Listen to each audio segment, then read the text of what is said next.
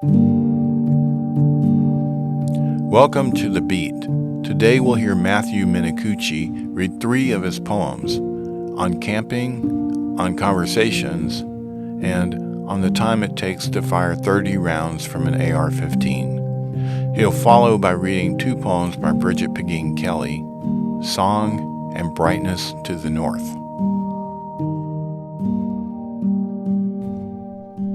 Hi, my name is Matt Minicucci, and I'm fortunate enough today to be here reading a few poems from my newest collection, Duel, which came out October 2023 from Acre Books at the University of Cincinnati.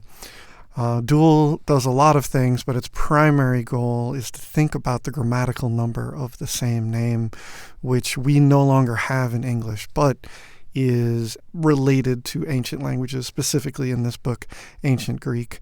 If you think about languages, you think about the singular and the plural, one and many. But for many ancient languages, including ancient Greek, there was the dual, that is, things that come in pairs, things that feel inexorably connected.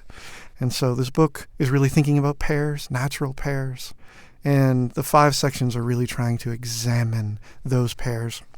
The 3 poems I'm going to read for you today come from one of the middle sections of the book called Confessions, and interested in what the relationship is between what is confessed and perhaps what is true.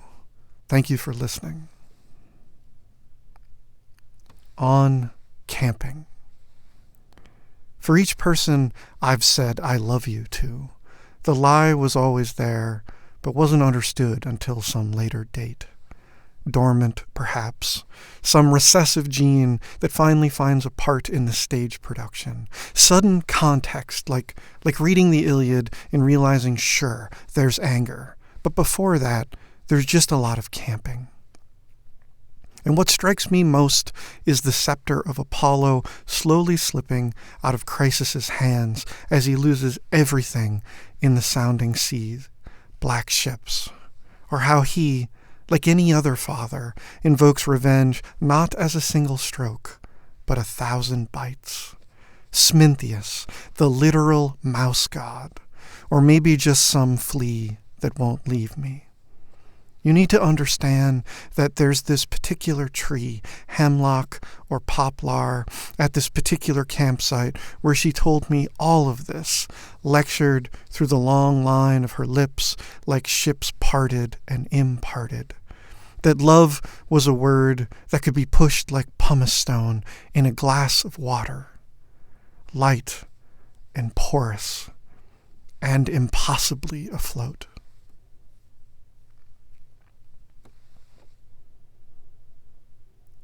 On conversations. There was a moment I realized prayer is just a conversation with who you'd rather be. In this same way, confession builds a narrative in what should be a poem. But who am I to judge?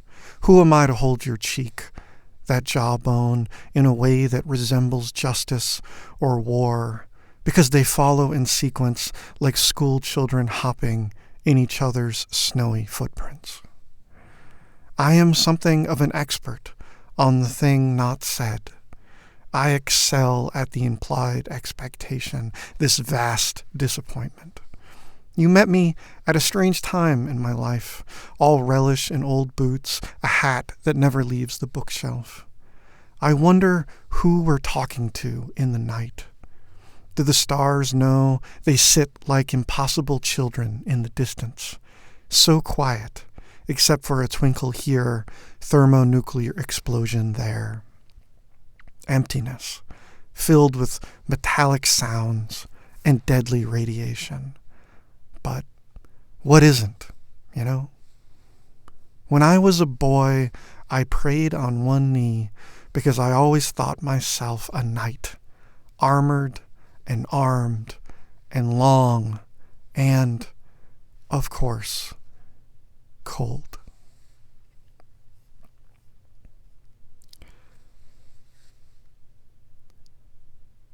This next poem I began in 2018, and I have sadly had reason and cause to add to it over the years. It's titled, On the Time It Takes to Fire 30 Rounds from an AR-15, and it begins with a quote from George Herbert's Easter Wings. For if I imp my wing on thine, affliction shall advance the flight in me. 165 wing beats from a ruby-throated hummingbird. Nearly 600 from that same hummingbird in front of a perched female. 270 from a ladybug, or 30 less from a monarch butterfly. Only 15 from a swallowtail butterfly, loping when compared to other insects, but it gets the job done. 540 beats from a bumblebee, almost 1,000 from an ordinary housefly, an incredible 1,800 from a mosquito, creating that ubiquitous buzz, but glacial when compared to a midge at more than 3,000 wing beats. Or the ivory-billed woodpecker, which is recorded at more than 8 beats per second, so 24, give or take, per 2-point uncertain decimal seconds repeating, 51 for a bat at dusk. Of course, it's dusk here, and the truth is, I began writing this poem the last time that this happened. And when I say this, that unspecific demonstrative pronoun that points so carelessly at the ladybug crawling along my hand or the butterfly on our porch, it's because I can't bring myself to say what else this stands for. Because it's dusk, and night comes with wings, or cape, simple shroud, or sickly pall that seems to swallow all of these things.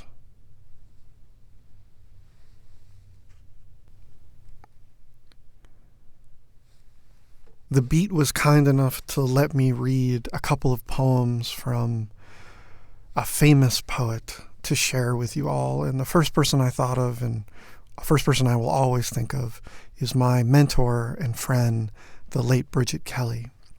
I met Brigit when I was 27 and just a very, very new poet, and I feel like she was one of the finest poets of the 20th century, and perhaps I'm saying that because she was my teacher and my friend, but I also think that it's true. So please enjoy these poems from Brigit Kelly.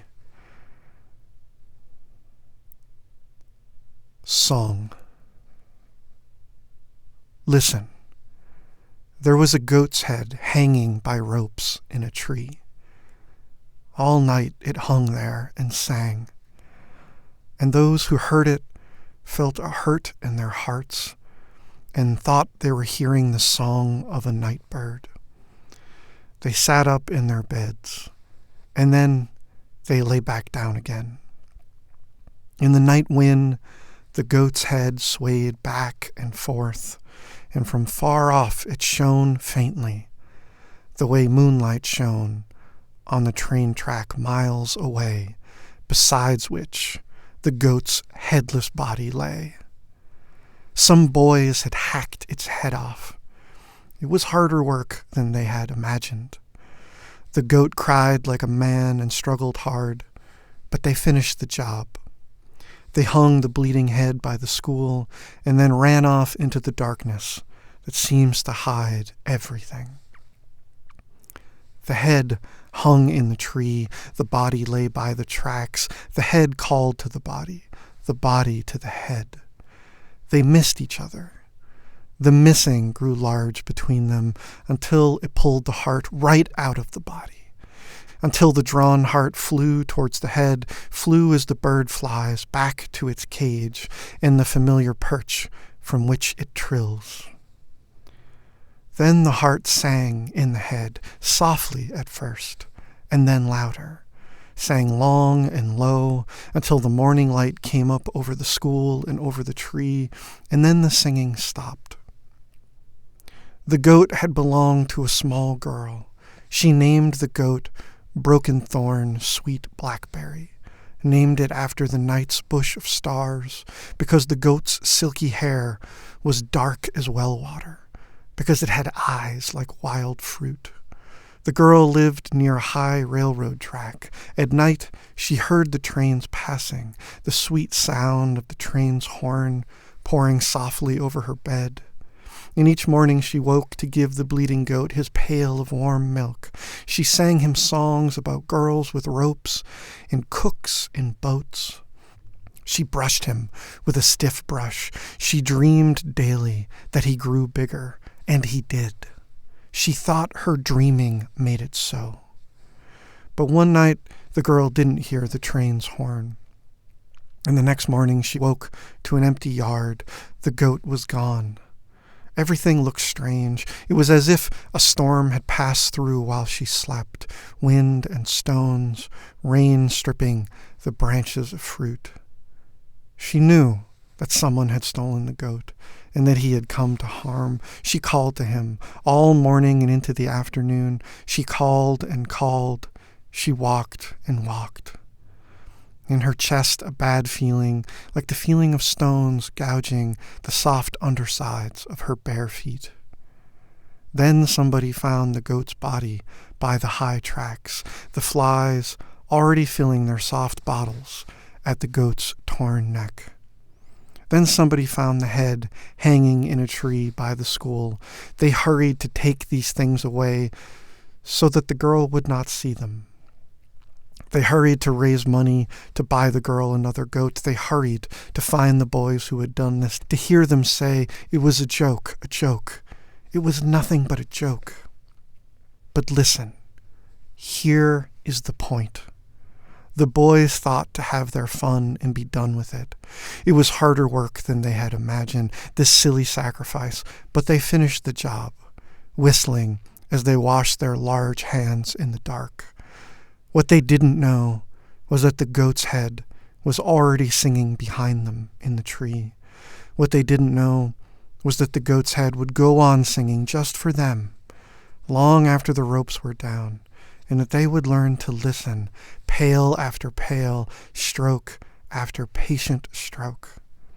They would wake in the night thinking they had heard the wind in the trees or a night bird, but their hearts beating harder. There would be a whistle, a hum, a high murmur, and, at last, a song. The low song a lost boy sings, remembering his mother's call. Not a cruel song, no, not cruel at all. This song is sweet. It is sweet. The heart dies of this sweetness.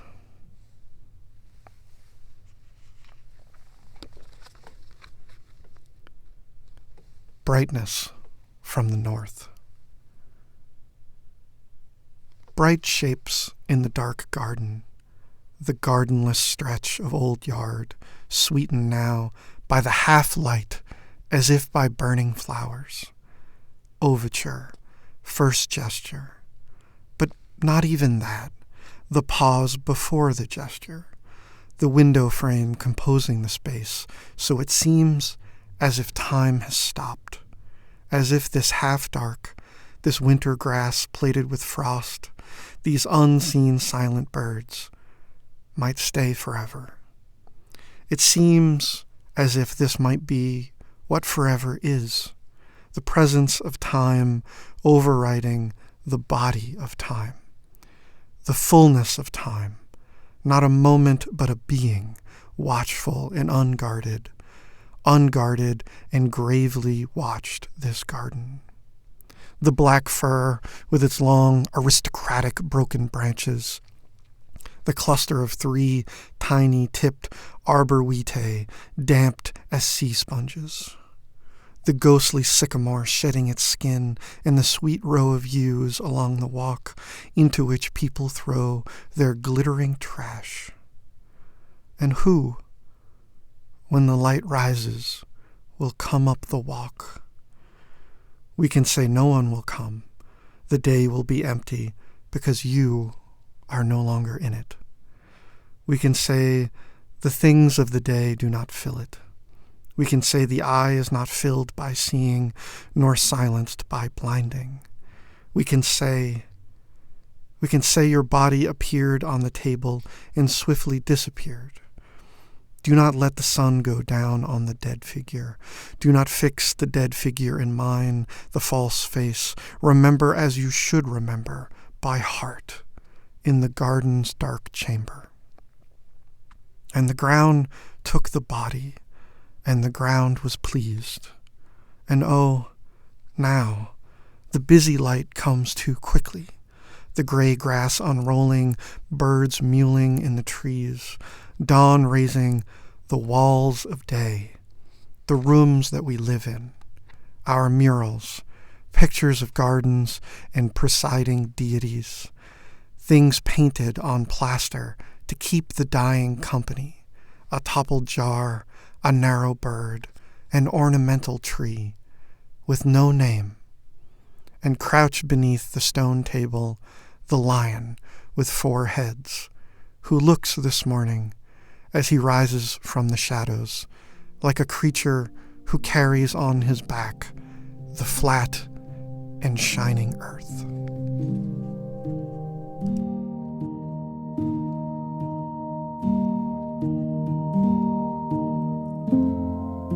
You just heard Matthew Minicucci read his poems on camping, on conversations, and on the time it takes to fire 30 rounds from an AR-15.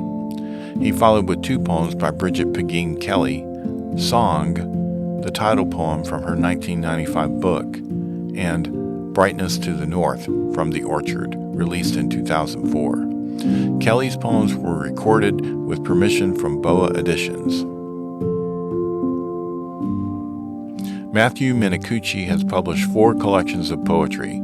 His most recent book, Duel, was published in 2023 by Acre Books. His poems and essays have appeared in American Poetry Review, the Academy of American Poets Poem a Day series, the Kenyon Review, Poetry, and the Southern Review. He's won the Stafford Hall Oregon Book Award, the Stan and Tom Wick Poetry Prize, and fellowships from the Bread Loaf Writers Conference, the National Park Service, and the James Merrill House, among others. Matthew Minicucci teaches at the University of Alabama as an assistant professor in the Blount Scholars Program. Brigit Pegeen Kelly was born in 1951 in Palo Alto, California. Her first book, To the Place of Trumpets, won the Yale Younger Poets Prize and was published in 1987. Her poems appeared in the Best American Poetry Series, The Nation, the Yale Review, the Gettysburg Review, the Southern Review, and others. She won awards and fellowships from the Poetry Society of America, the Whitting Foundation, and the Academy of American Poets. Her third book, The Orchard, was a finalist for the Pulitzer Prize.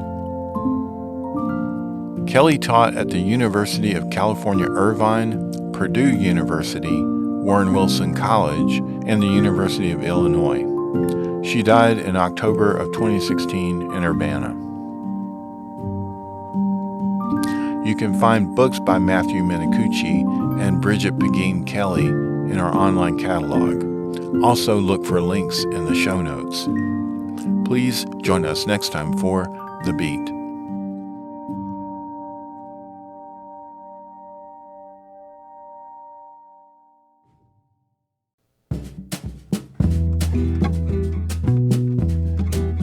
Thank you for listening to and sharing this podcast from Knox County Public Library in Knoxville, Tennessee. Music by Chad Crouch. Explore life-changing resources on our website, knoxcountylibrary.org. Find our podcasts under the Programs menu, including over 100 book and author talks. knoxcountylibrary.org, your essential connection for lifelong learning and information.